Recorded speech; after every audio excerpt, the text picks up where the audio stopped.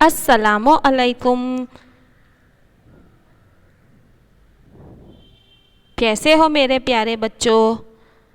आज हम कक्षा 10 में हिंदी विषय में इकाई 2 बूढ़ी ताती जिसका दूसरा भाग पढ़ेंगे।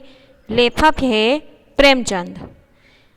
अगले वीडियो में हमने प्रेमचंद जी के बारे में जाना, कहानी किसे कहते हैं यह भी जाना। प्रेमचंद हिंदी साहित्य के सम्राट माने जाते हैं, जिनका जन्म वाराणसी के निकट लम्ही नामक गांव में हुआ था। उनका मूल नाम धनपत राय था। बचपन से ही माताजी का देहावसान होने के कारण उन्होंने बड़ी ही कठिनाई से अपना जीवन व्यापन किया था। बचपन से ही उन्होंने मुसीबतों का सामना कर अपने जीवन की शुरुआत की थी। हिंदी साहित्य में प्रेमचंद जी की कहानियाँ, उपन्यास जाने जाते हैं। आज भी लोगों की जुबानी हम सुन सकते हैं। आपको भी कभी समय मिले तो आप भी YouTube पर सर्च कीजिए और उनकी लिखित कहानियाँ देखिए। अगले वीडियो में हमने कहानी किसे कहते हैं यह भी जाना। आज हम इस इकाई का दूसरा भाग पढ़ेंगे। बूढ़ी ताकी उन असहाय और दयनीय व्यक्तियों की व्यथा है जिन्हें परिस्थितिवश मजबूरी में अपनी संपत्ति किसी अन्य को सौंपनी पड़ती है और खुद उनकी कृपा पर जीना पड़ता है। बूढ़ी ताकी पति और नौजवान बेटों की मृत्यु के पश्चात अपने एकमात्र भतीजे के वादों पर विश्वास करके अपनी संपत्ति उसके नाम कर देती है। पर थोड़े दिनों के बाद ही यह स्थिति हो जाती है कि उसे पेट भर भोजन मिलना भी मुश्किल हो जाता है। यह है प्रेमचंद, यह है उनकी लिखित कहानी बूढ़ी ताती। और आज हम दूसरा भाग पढ़ेंगे। कहानी की ताती में जिहाव स्वाद के अतिरिक्त और कोई इच्छा शेष न थी। जब ताती को समय पर भोजन नहीं मिलता तो वह जोर जोर से चिल्लाकर रोती थी। इसका चित्रण इस प्रकार है। भोजन का समय टल जाता या उसका परिणाम पूर्ण न होता अथवा बाजार से वस्तु आती और न मिलती तो रोने लगती थी। बूढ़ापा बहुधा बचपन का पुनरागमन हुआ करता है। यही बात हमें इस इकाई में बताई गई है। किताब में आप भी मेरे साथ पहला परिच्छेद पढ़िए। किताब हाथ में लेकर बैठिए और जो भी यहाँ पर शब्दार्थ आपको दिए गए हैं उसका लेखन अपनी कॉपी में कीजिए। बूढ़ापा बहुधा बचपन का पुनरागमन हुआ करता है। बूढ़ी ताकी में जीभ के स्वाद के सिवा न और कोई चेष्टा शेष थी और न अपने कष्टों की ओर आकर्षित करने का रोने के अतिरिक्त कोई दूसरा सहारा ही। समस्त इंद्रियां हाथ और पैर जवाब दे चुके थे। जमीन पर पड़ी रहती और घर वाले कोई बात उनकी इच्छा के प्रतिकूल करते। भोजन का समय टल जाता या उसकी मात्रा कम होती अथवा बाजार से कोई वस्तु आती और न मिलती तो वे रोने लगती थी। उनका रोना सिसकना साधारण रोना न था। वे गला फाड़ फाड़ कर रोती थी। पहले परिच्छेद में हमें बहुत ही अच्छी बात प्रेमचंद जी ने बताई है। बूढ़ापा बहुधा बचपन का पुनरागमन हुआ करता है। पहली ही लिपि यहाँ पर दी गई है।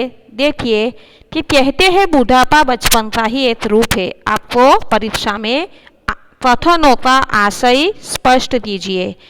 इसमें मोस्ट IMP है। यह पूछा ही जाता है बूढ़ापा बहुधा बचपन का पुनरागमन हुआ करता है, यानी बूढ़ापे का दूसरा नाम ही बचपन है, जैसे बचपन वापस लौट आया हो। कहते हैं बूढ़ापा बचपन का ही एक रूप है। वृद्धावस्था में मनुष्य की हरकतें बच्चों जैसी हो जाती है।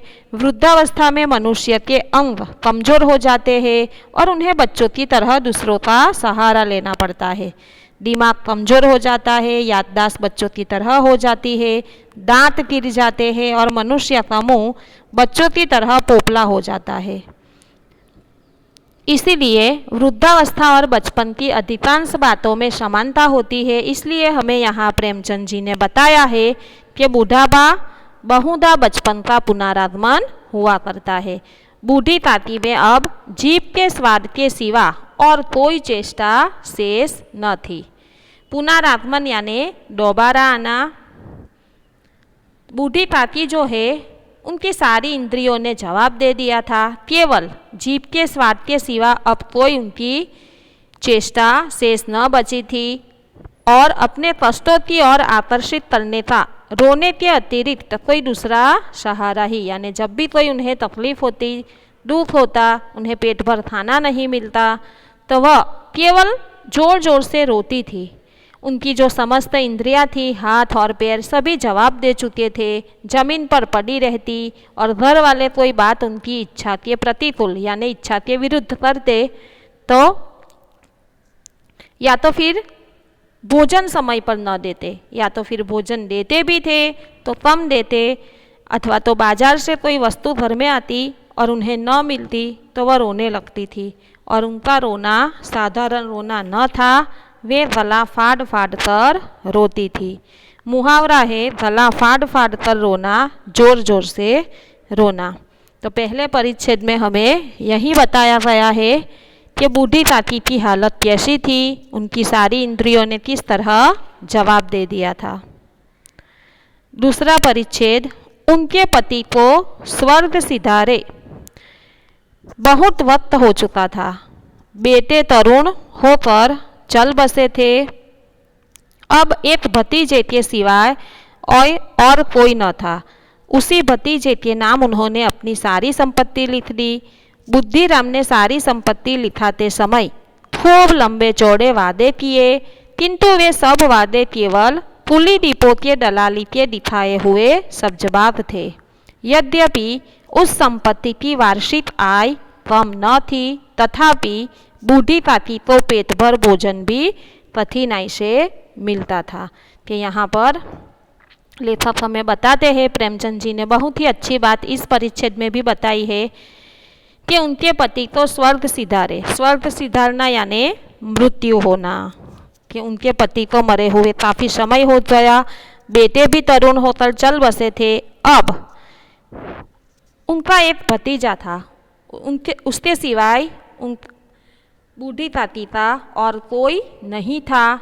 उसी भतीजे के नाम उन्होंने अपनी सारी संपत्ति लिख दी और जो उनका भतीजा था बुद्धिराम, संपत्ति लिखाते समय लंबे चौड़े वादे किए थे कि मैं आपको अच्छी तरह से रखूँगा, आपकी देखभाल करूँगा, लेकिन वह सभी वादे आखिर सब्जबाग यानी झूठे निकले।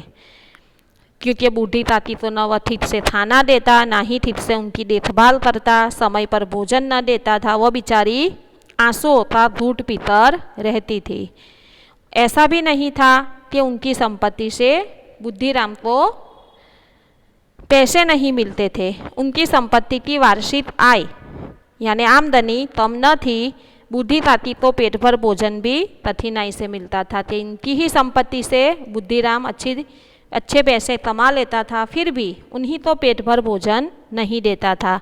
तो इस परिच्छेद से हमें यह भी सीखने को मिलता है कि किस तरह बुजुर्गों की दयनीय हालत होती है। पैसा होते हुए, धन संपत्ति होते हुए भी वह बेचारे लाचारी भरा जीवन यापन करते हैं। हमें भी ख्याल रखना चाहिए कि हमारे लिए अभी से कुछ न कुछ बुढ़ापे के लिए जो भी हमसे हो सके थोड़ी बहुत पूंजी हमारे लिए रखनी चाहिए, क्योंकि हमारा जीवन बुढ़ापे में अच्छी तरह गुजर सके। ना हम किसी के सहारे जिए, हम आत्मसम्मान के साथ अपना बाकी का जो आखिरी जीवन है वह जी सके। यहाँ पर बूढ़ी ताती की जो हालत है वह सही में बहुत ही दयनीय है। हमारे घर में भी अगर कोई बुजुर्ग हो तो हमें उनके साथ कदापि ऐसा व्यवहार नहीं करना चाहिए। हम जो कुछ भी है आज उन्हीं की वजह से है। अगला परिच्छेद,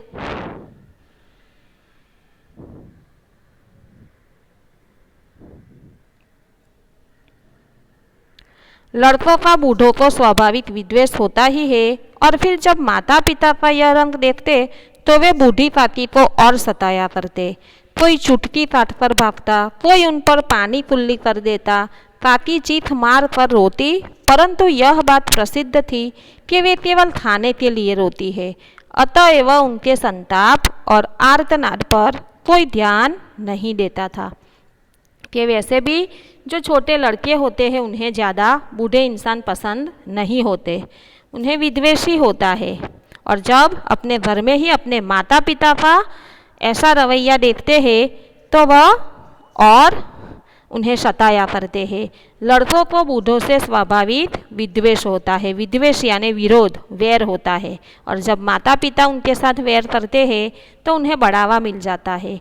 बूढ़ी ताती को भी घर के सभी लड़के कोई उन्हें चुटकी काट कर भागता, कोई उन पर पानी तुल्ली कर देता। बेचारी ताती चीख मारकर रोती, परंतु यह बात प्रसिद्ध थी कि वे केवल खाने के लिए रोती है। अतएव उनके संताप यानी दुख और आर्तनाद यानी अंदर की आवाज़ पर कोई ध्यान नहीं देता था। उन्हें जब लड़के छेड़ते थे तो वह चिल्लाती थी, लेकिन घर के लोग क्या समझते थे तो यह तो केवल खाने के लिए रोती है। और उनकी जो अंदर की आवाज़ थी वह कोई सुन नहीं सकता था।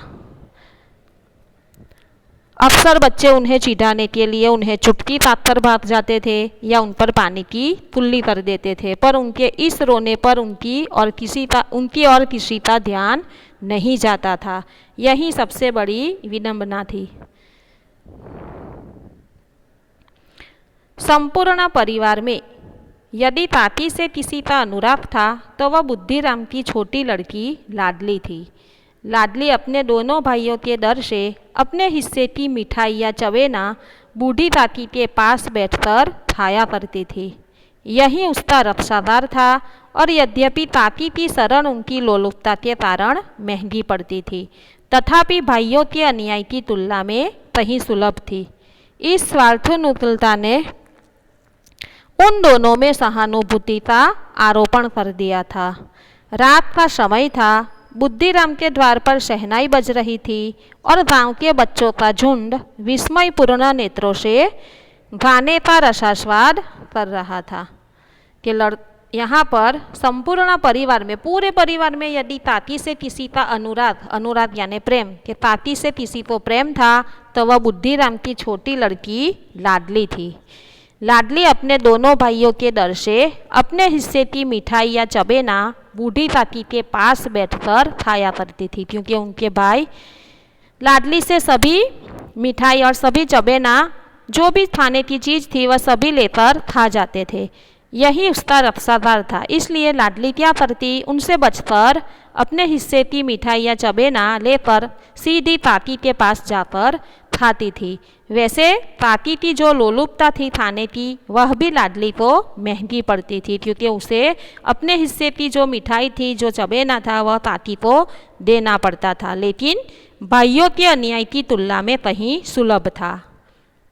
कि भाई क्या करते थे, उससे सभी खाना छीन लेते थे। इसकी तुलना में वह बूढ़ी ताती को जो भी देती केवल उतना ही खाती थी।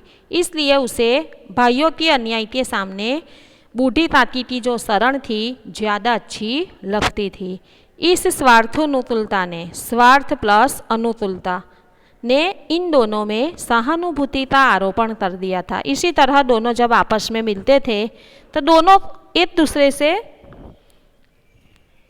प्रेम करने लगते हैं। ताती की जो हालत है वह लाडली से नहीं देखी जाती, उसे कहीं ना कहीं सहानुभूति हो जाती है और ताती को भी लाडली से इसी तरह सहानुभूति हो जाती है। आरोपण यानी स्थापित करना, स्वार्थानुकूलता यानी स्वार्थ अनुकूल होना। एक दिन रात का समय था। बुद्धिराम के द्वार पर शहनाई बज रही थी और गांव के बच्चों का झुंड विस्मयपूर्ण नेत्रों से यानी आश्चर्यचकित होकर देख रहे थे।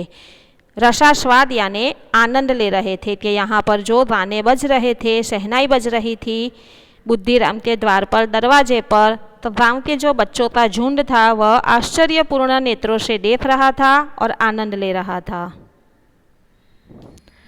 आज बुद्धिराम के बड़े लड़के सुखराम का तिलक आया है। यह उसी का उत्सव है। घर के भीतर स्त्रियां गा रही थी और रूपा मेहमानों के लिए भोजन के प्रबंध में व्यस्त थी। भट्ठियों पर कदाह जदे थे।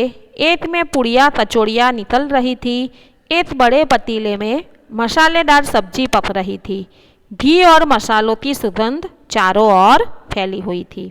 तो यहाँ पर यह परिच्छेद में भी हमें बताया गया है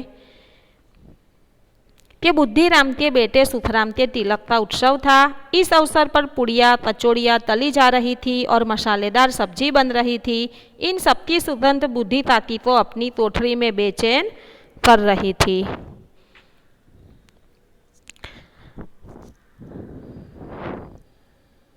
आज हम इस इकाई में इतना ही पढ़ेंगे।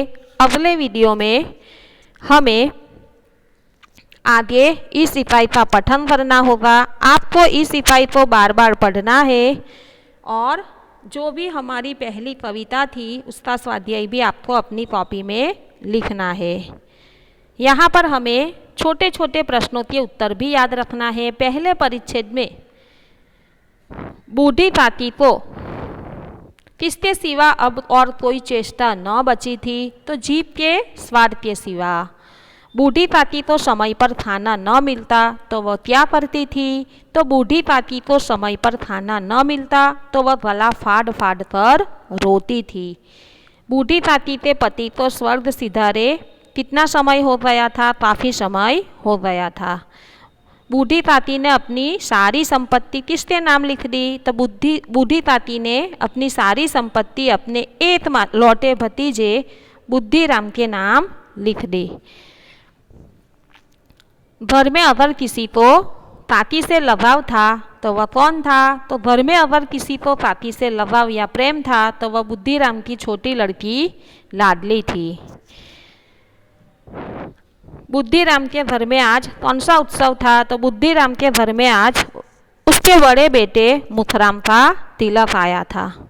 इस तरह आपको जो भी यहाँ पर हम पढ़ते हैं उस सारे परिच्छेद में से छोटे छोटे प्रश्नों के उत्तर भी याद रखना है। आपको 2-3 वाक्य में भी अगर प्रश्न पूछा जाए कि लड़के बूढ़ी ताती को कैसे सताते थे, तो आपको फौरन उत्तर आ जाना चाहिए कि लड़के जब बूढ़ी ताती को सताया करते थे तो लड़कों में से कोई उन्हें चुटकी काट कर भागता था और कोई उन पर पानी की कुल्ली कर देता था। इस तरह लड़के बूढ़ी ताती को सताते थे। तो आपको जो भी हम यहाँ पर पढ़ते हैं सभी परिच्छेद को ध्यान से पढ़ना है, शब्दार्थ देखना है और प्रश्नों के उत्तर भी याद रखना है। अगले वीडियो में हम इसका तीसरा भाग पढ़ेंगे।